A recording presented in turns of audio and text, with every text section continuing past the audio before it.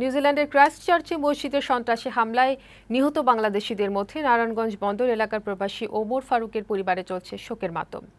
ওমরের মৃত্যুর খবর পাওয়ার পর শোকাচ্ছন্ন হয়ে পড়েছে গোটা পরিবার। দ্রুত ওমর ফারুকের মরদেহ দেশে ফিরিয়ে আনার অনুরোধ পরিবারের সদস্যদের।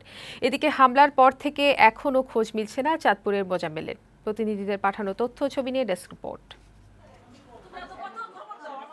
2017 সালের 29 ডিসেম্বর ওমর ফারুকের সাথে বিয়ে হয় সানজিদা জামান নিহার। বিয়ের কিছুদিন পর নিউজিল্যান্ডে চলে যায় ওমর ফারুক। গেল বছরের 16 নভেম্বর ছুটিতে দেশে আসেন তিনি, আর ছুটি শেষে 18 জানুয়ারি ফিরে যান নিউজিল্যান্ডে। সেই শেষ দেখা স্ত্রী সানজিদা জামান নিহার।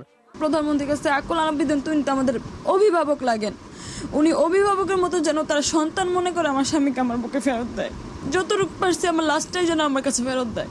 শুক্রবার জুমার নামাজের সময় ক্রাইস্ট চার্চে মসজিদে হামলার ঘটনার পর থেকে নিখোঁজ ছিলেন ওমর ফারুক। পরে বন্ধুদের কাছ থেকে জানা যায় ওমর ফারুক আর বেঁচে নেই। সন্তানের মৃত্যুর খবরে বাকরুদ্ধ হয়ে গেছেন তার মা। আমার বাবা ওমর ফারুক আমি কেমনে বলবো, বলুন বলতে পারলাম না।